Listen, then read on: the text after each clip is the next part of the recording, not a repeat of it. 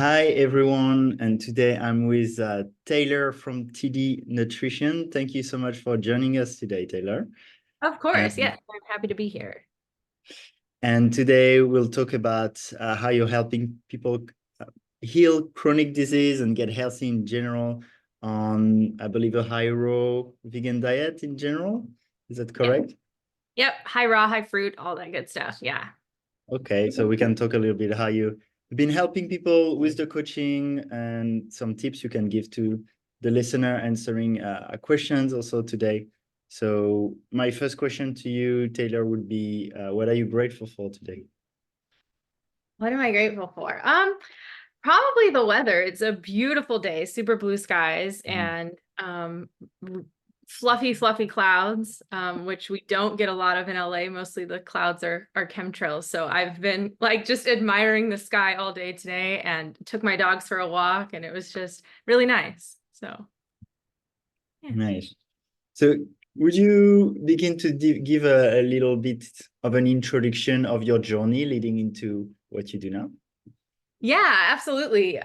So I mean, I feel like everyone's like health journey is kind of crazy. So when I was 14, my dad passed away very suddenly in a plane crash. And so like a year after that, I kind of started developing an eating disorder kind of as a way to cope. I just was not eating. I got into running. I was running like 8 to 10 miles a day, all while eating like an Uncrustable, those like little freezer peanut butter and jelly sandwiches, like just so unhealthy. I was not, and I was just hardly eating. And then when I was in college, like my junior year of college, I read this book called Unprocessed by Megan Kimball. And it's not like a vegan book or anything, but she goes on this journey for a year where anything, if she wants to eat something, she has to make it from scratch. And she learned all about how processed most of the food is in our world. And it really opened her eyes. The book opened my eyes and I was like, oh my gosh, there's so much to this nutrition thing. Like you actually have to nourish your body. It's not about being in a calorie deficit all the time to maintain a weight or anything. So then I kind of started doing a lot more of my own research. I was studying psychology at the time and I was like, well, it's too late to switch my major. So I'll finish what I'm doing. And then after my bachelor, after undergrad, I'll figure out what I want to do to get into nutrition at that point. Um, and so after college, I did like a certification program just to make sure I liked it, that I was going to want to do this. And I did. So then I decided I wanted to get my master's in nutrition. So I found a more holistic based program. It was a pretty small, like international program. And like a month before I started that program, I got diagnosed with Lyme disease. And I had been sick for like a year prior, pretty bad, like just insane fatigue, body aches, a rash all over my arms and legs. And it was pretty crazy. And no doctors could figure out exactly what was going on. I saw multiple dermatologists, a few different allergy doctors, thinking it could have been allergies or something. No one knew, no one could figure it out. So their solution was, well, we'll just give you some steroid injections and calm it down. And then eventually it was like, well, I can't keep doing these steroid injections. They're not good for me. So then they're like, oh, well, we have this immunosuppressant drug where you would just get an injection every 3 months to suppress your immune system.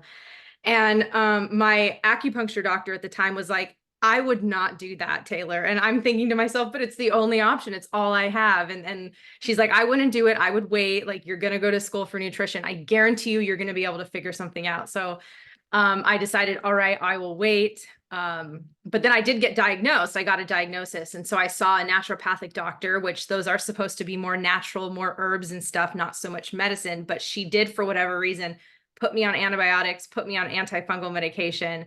And I did that for 10 months, along with starting to change my diet, but not a whole lot. And then I finally was like, I was getting worse. My lab numbers were getting worse. I'm like, this isn't working. So at that point, I felt a little more confident in my knowledge around nutrition. So I stopped all my medications. I went full in with nutrition, with high fruit, cutting out like a lot of the fat in my diet and cleaned things up even more. And then within 6 months, the Lyme disease was in remission. It took my skin a little longer to catch on, but I was starting to feel like myself again pretty quickly. Mm. And so at that point I was like, yes, there's something to this. And I know there's so many other people out there who have been in a similar position to myself of not knowing what to do and feeling like there is no other option other than drugs, but they don't want to do that. So then that's kind of how I found my niche clientele with that whole journey. So kind of crazy. Amazing. That's a beautiful story. It's nice that you had that experience. I love what you shared about making food yourself, and I think regardless of the more dogmatic diets of vegan, keto, whatever, it's like when you start doing things yourself. I had a phase where I did keto, for example. The part of it was really looking into what I put into my food, right? And from that gave the awareness that made it already 10 times better.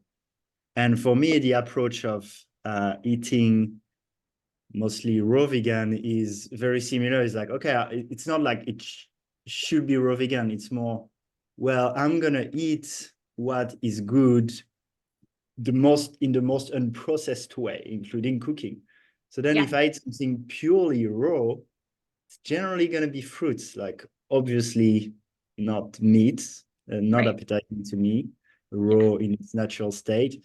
Even a lot of vegetables, like, if I'm in nature and I see a leaf of kale, not that appetizing to me. So it's having that very simple approach. Yeah, definitely. And it's funny that you tried keto. I tried keto at one point as well. And it actually was the first domino that got knocked over that sent my health toward a downward spiral. But I do agree, like anytime you remove toxic preservative, processed things out of your diet, I mean, you're gonna get some relief one way or another, whatever, type of diet that is. So Yeah. Exciting. What you shared makes me think of, like, when I think in the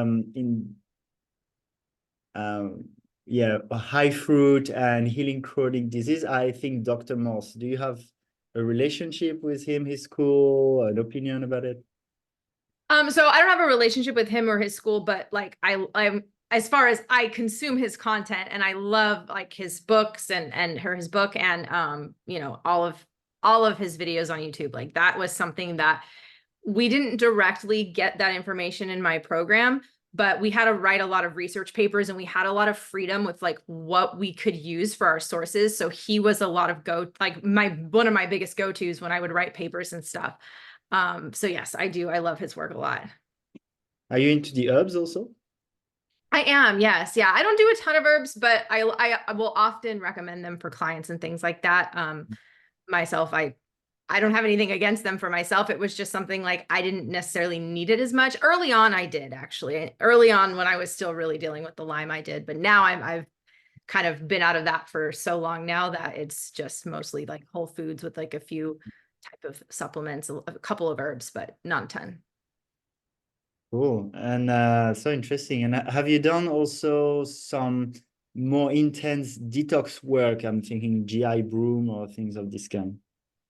Yeah, I mean, not a ton of intense. Like I haven't done like, you know, like I know a lot of people get into like different coffee enemas and stuff like that. Like I've never done any of those. I've really never even done a water fast. I'm not totally against those.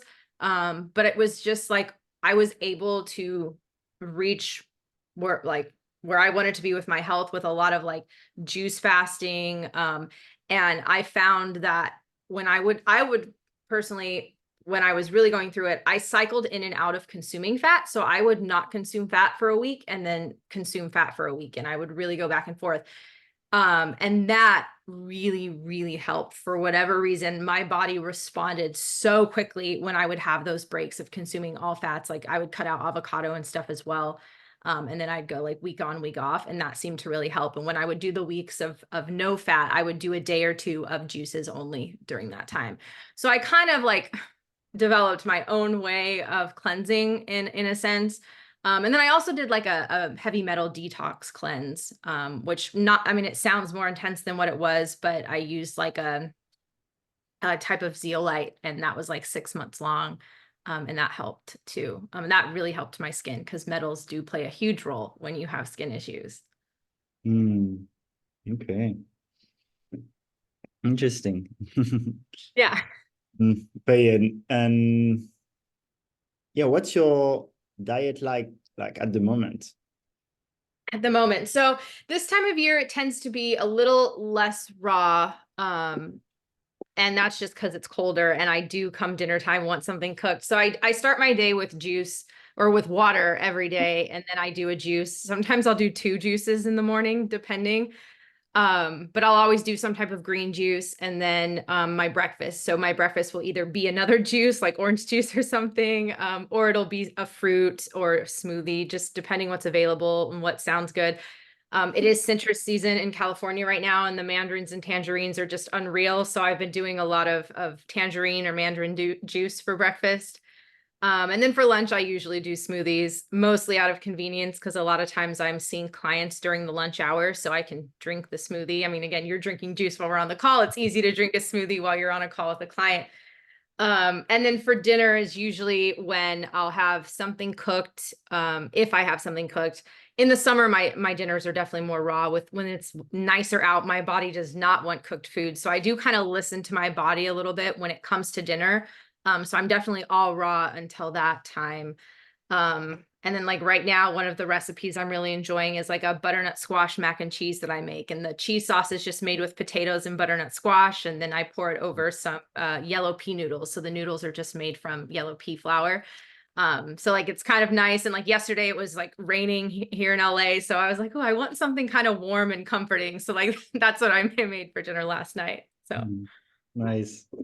Yeah, I'm curious on that cooked, by the way. Do you feel it has to do with the comfort being in winter? And well, 2 things. Do you feel, so you said it's mainly in winter. Do you feel it has more to do with the comfort and has something more about the temperature and maybe the emotional side? Or do you feel there's actually a nutritional need that's different when you're in winter? I think it's definitely more of a comfort and emotional side. Like last winter, if I compare even just last winter to this winter, last winter I did a lot more raw dinners for whatever reason. I did a lot of like zucchini noodle pastas with like a raw pasta sauce, whether it was a pesto or some type of sun-dried tomato sauce.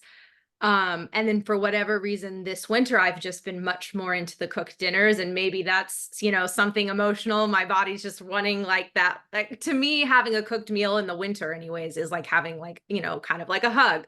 Yeah. But no nutritional benefit, but it's crazy because I can totally feel the difference when I go multiple days in a row having cooked dinners. I feel so parched after the meal, and I'm like, I need a juice, I need a fruit, something to like rehydrate, because I can totally feel it. And so even in the winter, after a few nights of cooked dinners, it's like, okay, I need to break this up because I'm starting to feel the dehydration. Yeah, I love that you have that feeling approach, and it's also something like I'm doing a lot. Actually, I was also in Europe 2 months ago for 2 months. Oh, oh, and it was probably And cold. Yeah. yeah, in Germany, it was snowing outside. Oh my gosh. And it was interesting. I had the same observation, which was that I wanted a bit more than in Bali to have the cooked food because it felt like a hug, exactly. Yeah.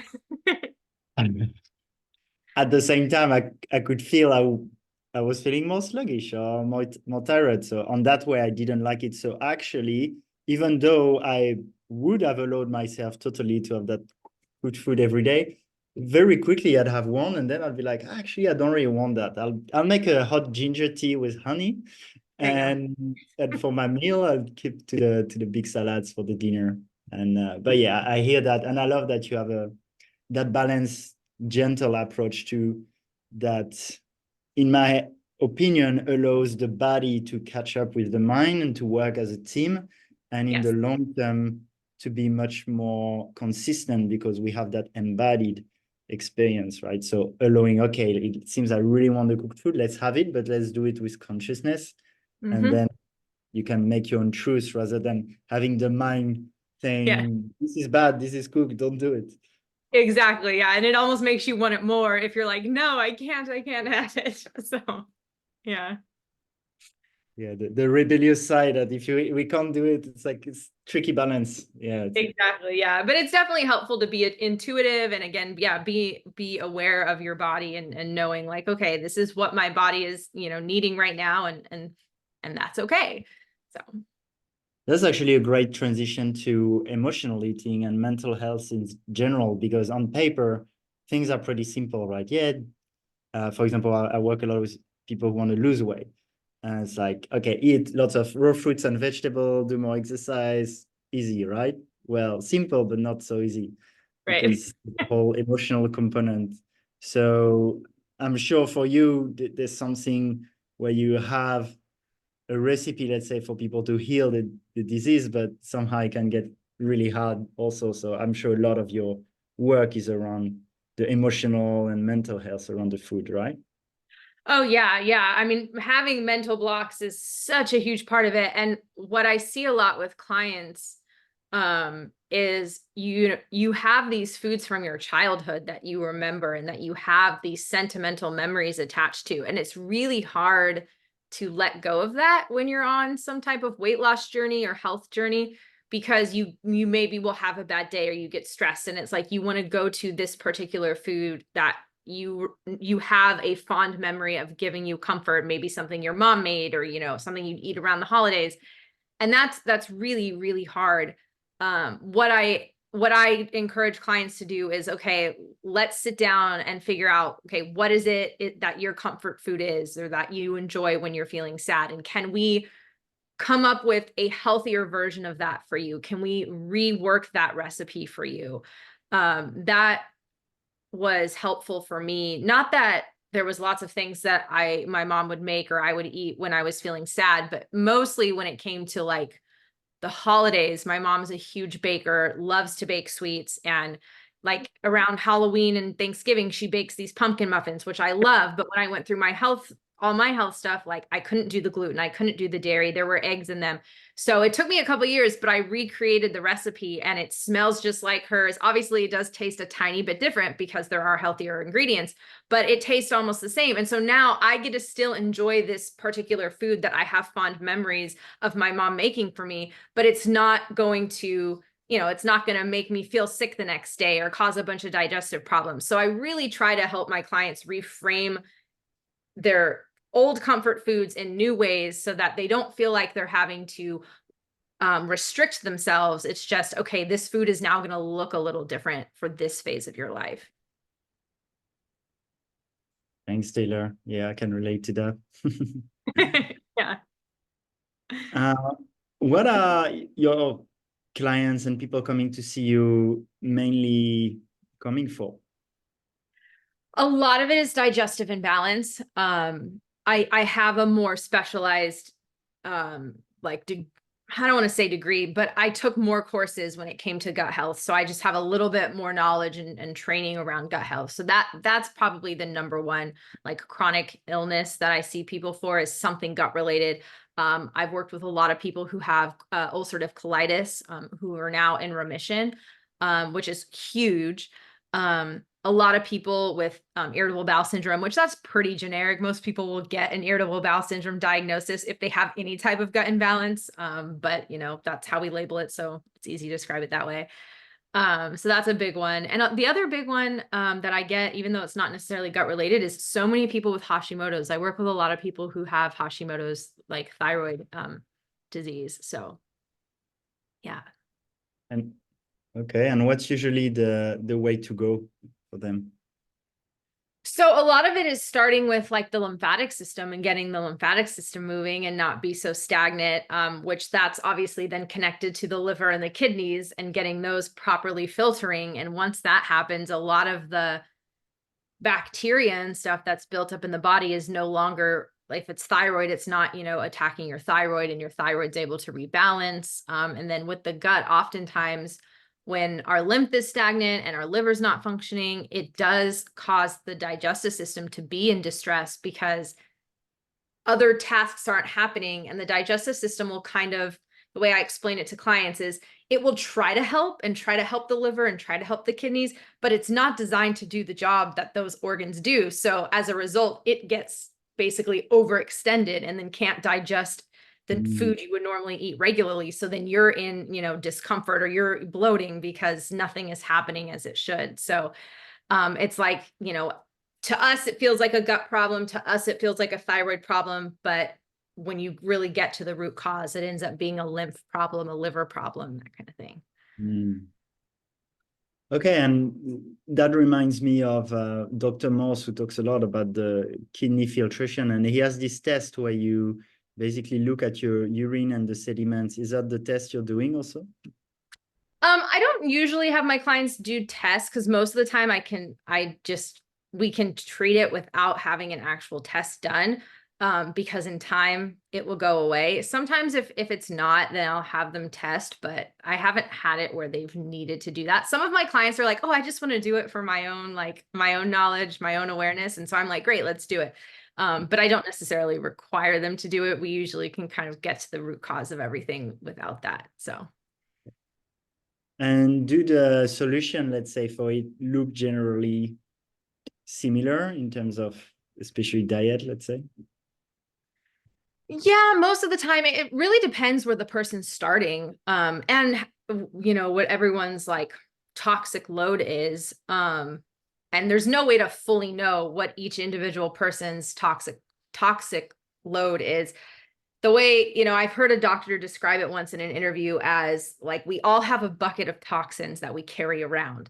And if our bucket of toxins is full and overflowing, that's when we have, we start to get all these crazy symptoms. We get some symptoms as it starts to reach its, full capacity. Our body starts to warn us. And then when it overflows, things fall apart. And so some people do have a really badly overflowing bucket of toxins. Some people's is maybe hovering around the top. So, depending how much toxins they're probably dealing with, which I can usually tell based on what they currently eat, what they ate as a kid, because we usually go over that. And, finding out what they were sick with as a kid too, that kind of gives me some insight of like, okay, how toxic are your internal organs probably. And I can usually make a pretty good estimate. So someone who has a lot more toxins, their advice is going to be very different than someone who I don't think is carrying around as many toxins. And so obviously there's a lot of overlap because, pretty much everyone, you can say eat more fruit and you're going to get some relief. But then fine tuning, like I said, with clients is where I recommend herbs and things like that to offer more of a buffer and kind of speed things along for them. And everyone's timeline to healing is different. And really like our health journey is never really over. We never really reach that finish line. Like while I would say that I'm healed from Lyme disease, do I feel like, oh, okay, I'm at the place where I want to be with my health? No, it's like a constant journey. And I'm constantly exposed to things in the air. I live very close to an airport, so there's always like jet fuel. So it's like I constantly need to be aware that there are things I can't control. So I want to make sure that like I'm doing different detox methods regularly to make sure that I'm continuing to empty my bucket so it doesn't overflow again. Yeah, thanks for sharing. Well, you definitely look like a healthy and vibrant individual. Thank you. But of course, there is always something, and it's an interesting balance actually for people who are let's call it health freaks like us, to find that balance when we want the best for our bodies and we want the best air, we want the best water, we want the best food, we want the sunshine, we want all of that because we love our temple and treat it really well. And when it becomes obsessive in a way that might actually contribute to a decrease in health through also the stress and the power of body-mind connections, right? So I'm sure we all have a side of us and some friends also we've seen around that community, but there's usually a side of us that's like, basically everything's out there to kill us, and that doesn't make life the nicest. No, definitely not. Yeah, you don't want to be afraid of everything. That's So not you have healthy. to live. Yeah, exactly. Because stress is one of like the worst things for your health. You could be doing everything right nutritionally, but if you're super stressed, then you're still not going to be 100% healthy. So, Yeah, it is interesting. You familiar with Brian Johnson? yes. I was reflecting, I'd love to have him at some point. And I was reflecting because he does all these things, but when I look at, for example, documentaries on the Blue Zones, there are things around community, tribe, love, that Yeah. that seem to be like really important also. It does things around stress, but I'm not sure if he included those so much. Anyway, I'm curious. I'm very grateful for the experiment he's doing, but Right. he definitely ended up on quite a different road than the more natural way, let's say. Oh yeah, totally. It'll be fascinating to see what happens with it for sure. But I do think like he is obsessing over every detail, and I'm like, how, like, you aren't living your life. You're not enjoying, like, again, you made such a great point with the blue zones. It is true, like, the people around you, the community is such a huge part of your health. And in everything that I've seen and read of from, like, about him, it seems like he doesn't, and again, maybe he does, we don't know for sure, but it just seems like every waking minute of his day is dedicated to, like, his anti-aging routine. So He says he loves it though, so good on him. yeah, that is true. He loves it. Um, I'm interested also. So you usually people come to you more with chronic disease, or do you also have people who simply, let's say, want to lose weight? Yeah, I do get people who just come for weight loss. Less common, but it does. Yeah, I do get clients like that. And what's your best advice for people who want to lose weight? So obviously, like I said, eat more fruit. That's like always the go-to across the board. But a lot of times with weight loss, there's a lymph problem there too. And I'm sure you're kind of familiar with that from Dr. Morse's work. And it's so crazy because some of my clients who come to me, and while weight loss is like a secondary goal, it's like, okay, I have this chronic illness and this is what I really want to heal, but I do want to lose weight at some point. And so I'm like, okay, you're gonna lose weight. Like, it's just gonna happen because we're what we're doing. But they don't really have a lot of body fat to lose. And I'll point that out to them. I'm like, you're not carrying a lot of body fat. I guarantee you that the weight you're carrying around is from your lymph system. Like, you are puffy from inflammation and a stagnant lymph system. It's not even body fat. And so even people who have just a weight loss goal, it's like, okay, we got to address your lymph system. Like, we got to get you detoxing and all of that, because maybe, yes, you have some body fat, but I guarantee you most of it is this inflammation and puffiness from a stagnant lymph system. So in that case, you would add also the herbs, for example? Yes, yeah. And then do some liver flushes as well. Because a lot of times people will lose weight and gain it back. And that's also a sign of having a sluggish liver, of not being able to maintain solid weight loss. So depending on their history with weight loss, that if they've been up and down a lot, that usually will alert me that there's some sluggish liver as well. So, but yes, herbs. So to help that, herbs and liver cleanse are usually your two go-to. Yeah. And I mean, even with a liver cleanse, you don't have to do anything crazy. Like, you can do something as simple as take a break from fats week on, week off or something. Which, when I say cleanse, people, like, a lot of times clients, especially if they're new to cleanses, they get very intimidated. And I'm like, I promise you, it is not going to be as intense as it sounds. And then when we go over it, they're like, oh yeah, that's not that bad. I can do that. So, or they'll think like water fast or something. And I'm like, oh my gosh, if you're a beginner, I would not even suggest that. So don't worry. What do you think of the gallbladder and liver flush? You know, the one where you drink the oil and get the stones out. Yeah, I do not believe in that. And olive oil, I don't even consider it to be a health food at all. And then to drink that much olive oil, obviously you're doing stuff on the cleanse.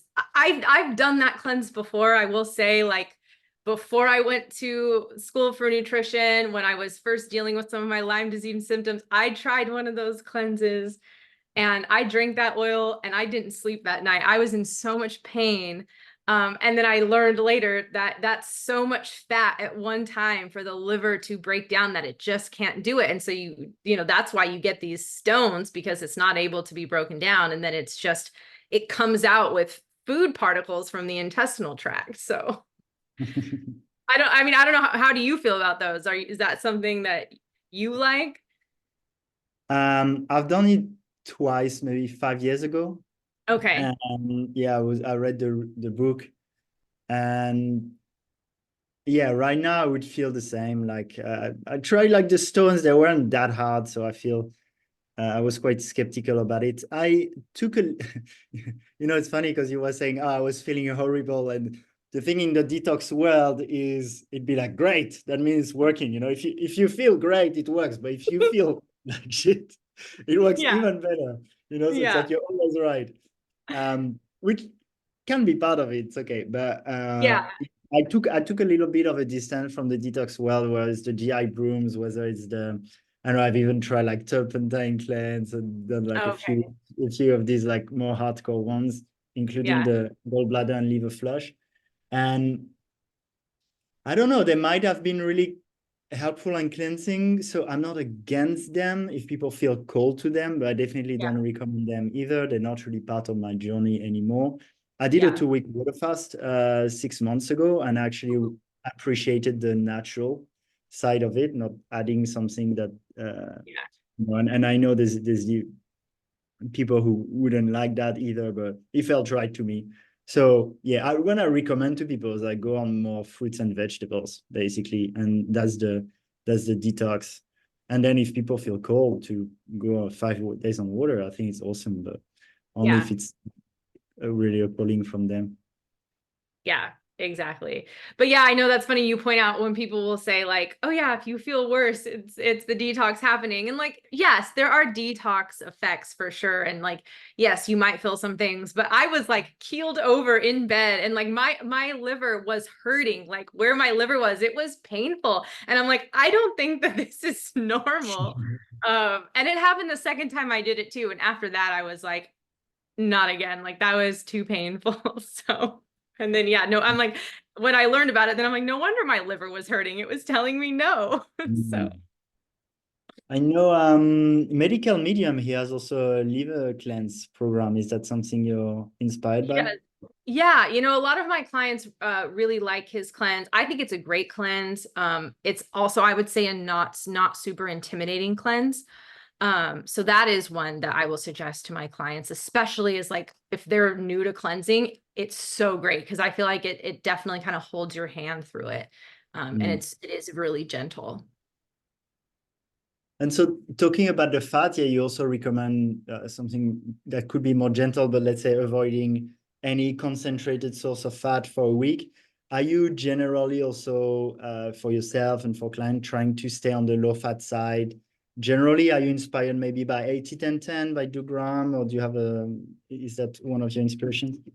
Yeah, so I'm definitely inspired by Dr. Doug Graham. And also, when I was in school, we learned that there was a group of physicians in the 1930s who took a very low-fat approach to treating like kidney disease, heart disease, diabetes, psoriasis and eczema, and a few other conditions.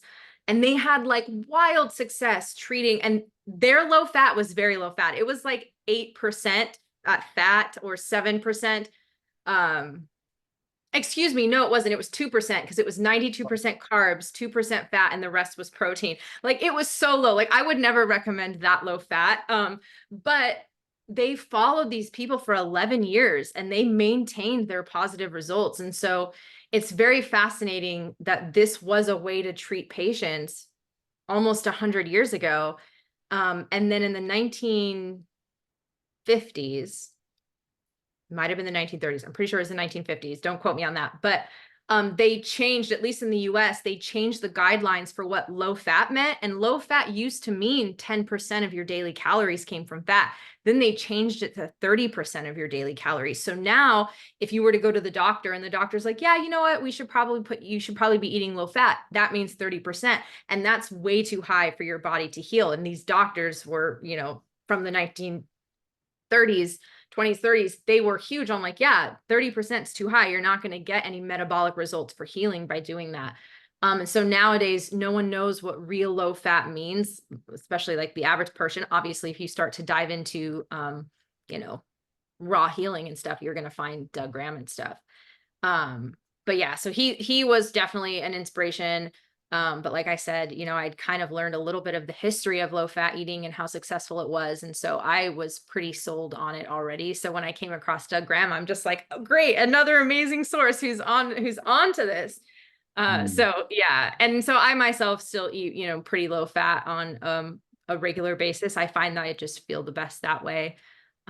So. And it's so interesting because it actually is probably harder to do than we think. Let's say I usually get my clients to use a calorie counting app and macro counting. And it's not so much because I tell them you should eat that many calories. It's more to have awareness to start with. And often people think they eat way less fat than they actually do for a few reasons. Yep.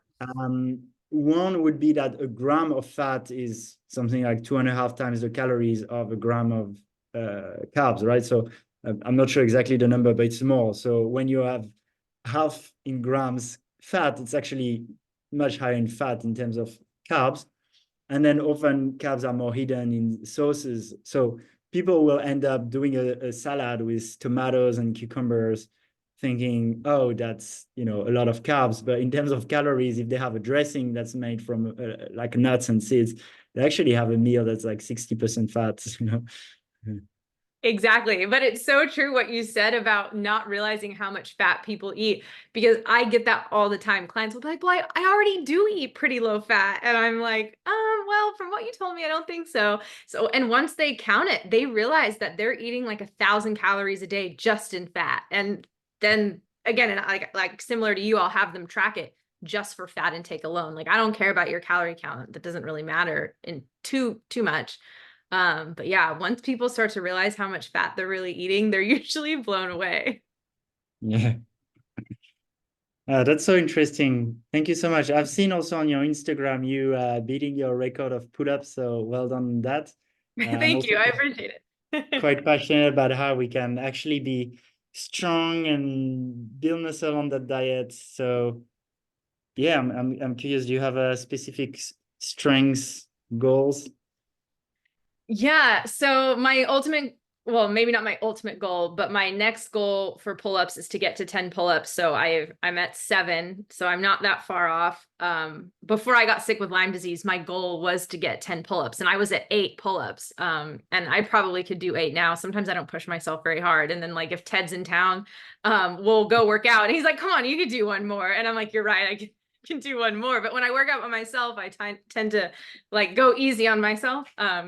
So 10 pull-ups is a short-term goal. I mean, I'd love to beat that goal as time goes on, and that would be the plan if I'm continuing to get stronger. And yeah, as far as any other like specific goals fitness-wise, I don't really have like a number, whereas like 10 pull-ups, but I do like to I like to deadlift, I like to squat, and I don't really know what my like squat PR is. My deadlift PR is like 180 pounds or something like that. So I'd like to maintain that, or even go a little heavier. I don't know how much heavier I can actually go. I don't, that's already so much more than what I weigh, but just to know that I'm able to still like do a couple more reps or a little bit more weight is kind of what I strive for all the time.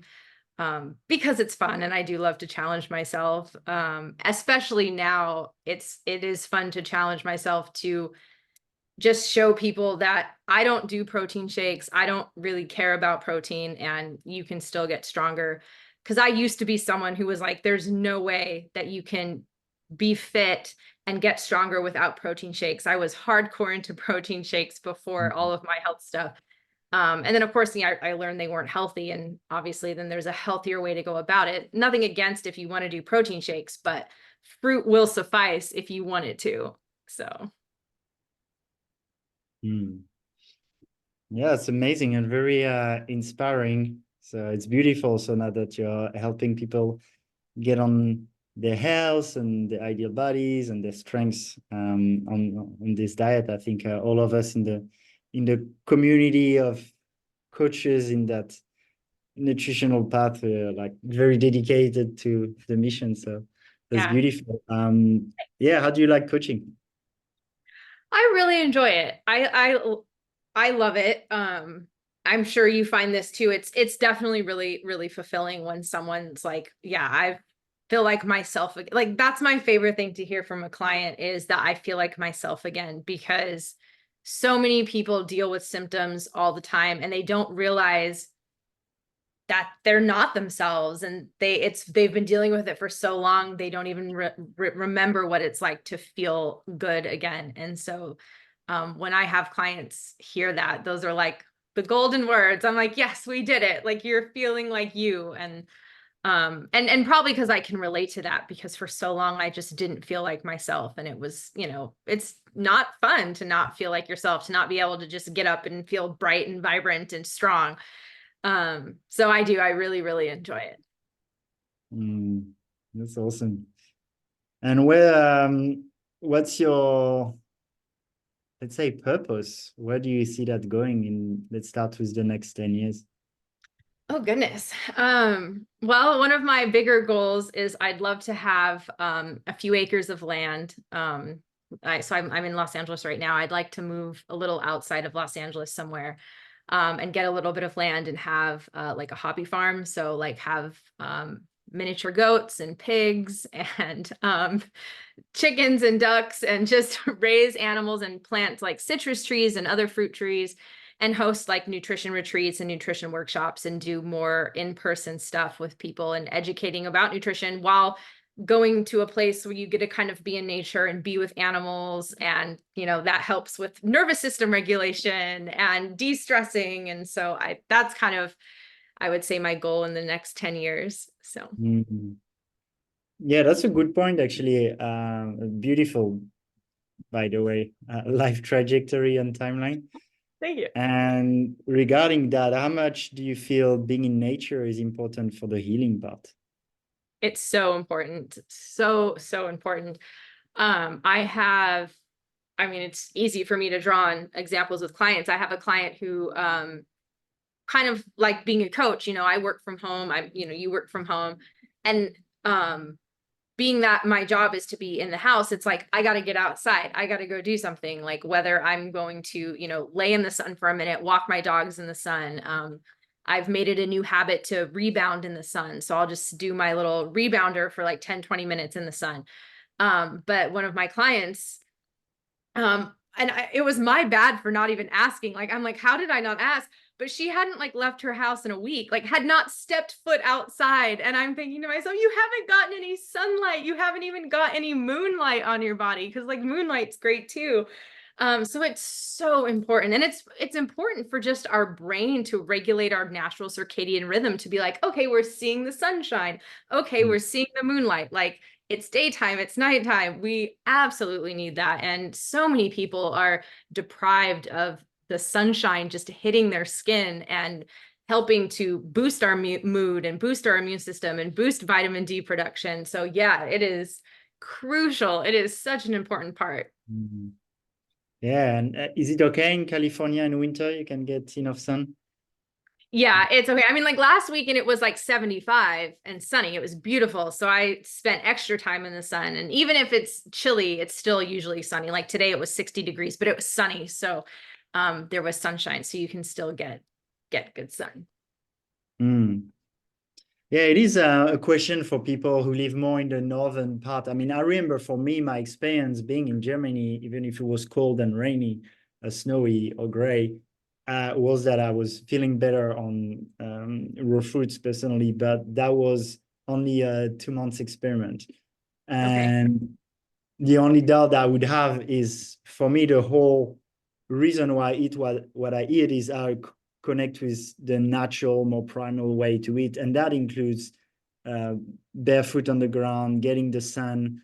And so even though my experience is that even if I was in those climate, I feel I'd do better on the raw. And I know many people, Chris Kendall in Sweden, there's a lot in the US, Eli Martyr and Brian Mirabella, and some of those, even Ted when he was often in Canada, who are in cold climate, Yeah, really great, and they still do well on this. So I think that's definitely possible. But I would say it's less obvious because you're already not in tune with nature by living in a place where you would die if you didn't have the modern comfort, the heating, and the clothes. exactly. So Hmm. then from that, it's like, well, then maybe it makes more sense to do other things that are not as natural. And just talking about vitamin D, yeah, that's probably the one thing where it'd be really hard, what it'd be really hard to get is your vitamin D staying like, I don't know, 10 months or 8 months in gray and cold. Yeah. Yeah. So I'm very fortunate that, I live somewhere where it is sunny most of the year. But it is harder for people who live in those colder, more gloomy climates. But even just getting outside, even if it's gray, still helps your body. And it's just too disconnecting your eyes from the blue light, from the LED lights on our ceiling. Like we just need to give our eyes a break from that artificial light and just go outside, even if it's gloomy and gray. So. Yeah. Do you feel that, so we have to me, it's almost this two paradigm. We have a natural diet, which is basically where monkey and live and eat like monkeys. It's a little bit a short summary. There might be more to this, but that's one paradigm. And then I also live in another paradigm where this density is a result of our consciousness, actually. And so that's a more spiritual paradigm. In that paradigm, I feel there is a certain ascension of the planet and humanity also, where, so then it's not just I eat like a monkey, it's when I eat frequencies. I eat the sunlight, I eat the gift from the earth and the water. And in that paradigm, I'm even open to different ways to eat or non-eat. Is it something that's part of your reality, that maybe we have like a diet now, which is great for our species, but that as we ascend, we might need maybe less food, like get our meals through watching the sun? Or do you feel that's too out there? Like, so the last part you said was getting our meals from the sun? Yeah, like breatharian type of paradigm where you would get nutrition from prana. Yeah. I think so. I mean, I do think that there's something to be said about, not overeating. And I think then you could put in the piece there of like sunlight and things in nature are nourishing, even though it's not physical food. Is that kind of what you're saying? Yeah. If I follow, But yeah. some people push it to the point that they think you could get all, and that would be labeled as a dangerous idea in the mainstream, but that at some point with certain states of consciousness and feeling of connection, you'd get all you need with eating like very, very little food. Do you believe in that? I definitely don't agree with that, because there's still something to be said about the basic need of actual sustenance coming in, and our digestive system doing something. Like, we have a mechanism in our body that is designed to break down stuff that comes in. Not that we can't get nutrients from the sun and, being barefoot outside and things like that. We obviously do. But yeah, I still think that there still needs to be sustenance coming in. And mostly just because our brain needs glucose to function. We need glucose coming in. And I personally don't think you can get glucose just from sunshine. Obviously, it helps improve the chemical function of your brain, but you still need an energy source. And while the sun can help, I don't think it's the sole energy source. So yeah. Sometimes people go to that, like, reading. I don't know if you've come across Man's Higher Consciousness and Il Torno Tema, or these books. I have not. I've heard of them, but I haven't really kind of taken the time to go down that road yet. So there's already a lot to do and to heal in the world with a more proven and tested way, let's say. Yeah. Yeah. And there's, especially, I mean, with nutrition, there's so much to keep up with. I feel like I have like a whole stack of books that it's like, I got to get to these books. And then it's like, I see more stuff, more books that I'm like, oh, I want to read that book too. Oh, I want to read that book too. So there's always stuff to learn, and I am always open to learning more, but that's just a topic I haven't quite dove into yet. So. And are you fully vegan? I am, yes. Mm-hmm. Is that only from your health journey, or do you have a ethical reason for it too? Only from my health journey.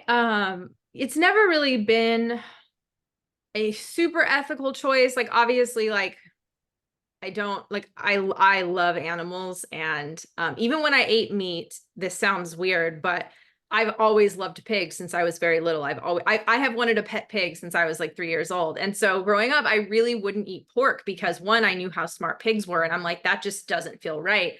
But based on that logic, then it's kind of like, well, then how is it right to eat the other forms of meat? But I did grow up on a dairy farm for a while, and I have family members who are still dairy farmers. And I've seen up close all the care that actually goes into taking care of the animals on the farm. And obviously there's factory farms out there that are just awful. And like, I definitely don't agree with that. But when you look at smaller scale farming, smaller scale dairy farmers, the animals are truly well cared for. They have like their own diet plan and they're, you know, nourished. And so I think because I've been around it in that way, I'm not like super against those that want to eat meat.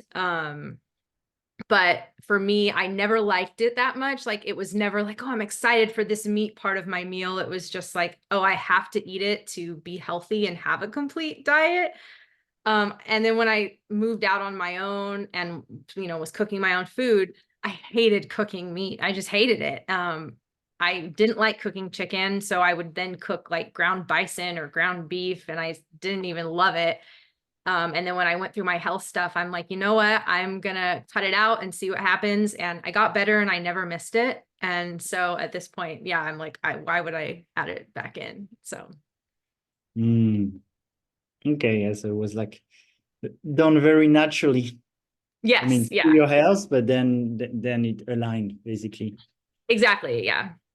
which is good because then you don't have to compromise. So, for example, here living in Bali, when there are some people they want to be vegan, let's say for the ethics or for the energetics, or they have some reason, but somehow their life journey put them in a position where they feel something maybe very different, like eating a lot of meat would be beneficial for their health.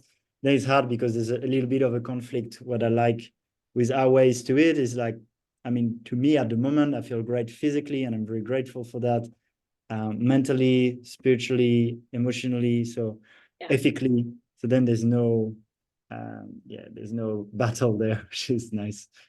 Yeah. And I think Dr. Morse said once that like as far as like positive and negative energy of food, like obviously meat has like all negative energy. There's nothing positive about that. And like when you do sit down and think about like the energy that our food carries, yeah, you can't deny that dead animals are not going to carry the same energy for your body as picking fruit from a tree. So yeah, for sure. So my last question would be, why do you think we're still so marginal in the world, still in the age of information, of the internet? Because I think in our bubble, we think, oh, so many people are healthy on a high raw vegan diet. But then when you get out of your online community bubble, we're still very fringe. yeah, I think because it is so easy in society to be unhealthy. The way the world is set up in most Western countries is it caters to being unhealthy. It takes very little effort. You can drive down the street and go through a fast food restaurant, go through a McDonald's and get something fairly cheap and fairly quick. Even if you go into a grocery store, most of the quick foods are all the packaged stuff. Granted, obviously, you and me know that fruit is so quick and fast to eat, but people don't think that way. They pretty much give in to the marketing tactics that are shoved in their face all day. And it's like, yes, I'm going to buy this product. I saw it on TV. I'm going to buy this cereal. And so I think it's so easy. And I mean, you go to a restaurant as well. Everything's cooked with seed oils, and going out to eat is such a huge part of social culture in Western countries. And there's obviously nothing wrong with that. And you can do that in a healthy way, but it's harder to do. And so most people, they don't want to take that extra effort or take the time to figure out how to do things healthier. And so it's just easy to do what's convenient and what's right there. So that is why I think, it's so less common. And not to mention, like I just talked about an article on my social media that so many registered dietitians, that industry is corrupt. And there have been major companies like Coca-Cola and Pepsi paying online dietitians who are influencers to promote certain products that we know are unhealthy. They've been promoting cereals. They've been promoting certain like drinks that it's like, if anyone in our community looked at the ingredients, we'd be like, why are you promoting this as a health food? This is not a health food. And so it's like, because we have things like that too, that are out there, people get really confused, sadly. So, there's not as many of us because most people don't want to put in the work to clean up their diet and eat healthy. Yeah, thanks for sharing. And I do believe the social aspect is maybe we talked about the emotional side, and they're obviously linked, but the social is probably really, in general, I've seen it for myself and for people around and for clients is really hard. So it's really good to be conscious about the environment we're in and to find our balance between, yeah, maybe sometimes skipping some social events depending on what we prioritize. Exactly. Yeah. And it's finding a good balance, because you don't want to skip everything and then isolate yourself and be alone, because again, as we said, we need community. But on the other hand, you don't want to then surround yourself with people who aren't going to be supportive of your health journey. A lot of people in my immediate circle here in LA do not eat like me, eat very differently. But we respect each other's ways of eating. So it's not like there's any judgment or that I feel like I'm unwelcome or anything like that. And I think that's the key. If you can't find a group of people who eat like you in your area, then just find a group who's supportive of how you eat. This way you can still maintain those social relationships without having to compromise your health in the process. Cool. Well, thank you so much, Taylor. We've covered a lot, and that was really nice to hear more about what you're doing and how you're helping the clients. And I'll put the links, obviously, in the description of the video for people who want to learn more. And it seems like, yeah, I would encourage people to go and talk to Taylor, because you seem very passionate, you seem very knowledgeable and very caring. So thank you for so much. doing that light work. Yeah. Yeah, well, it was nice to have a conversation with you. Any chance to talk about nutrition and stuff. Yeah, I definitely love it. So it was great. Amazing. Anything you want to share to close? Oh, I don't think so. We covered a lot. Awesome. Well, thank you. Thank you so much. And thank you for the listener for taking the time. If you like this video, make sure to hit the like button, and sending much love to everyone listening, and to you, of course, Taylor. Thank you. Bye.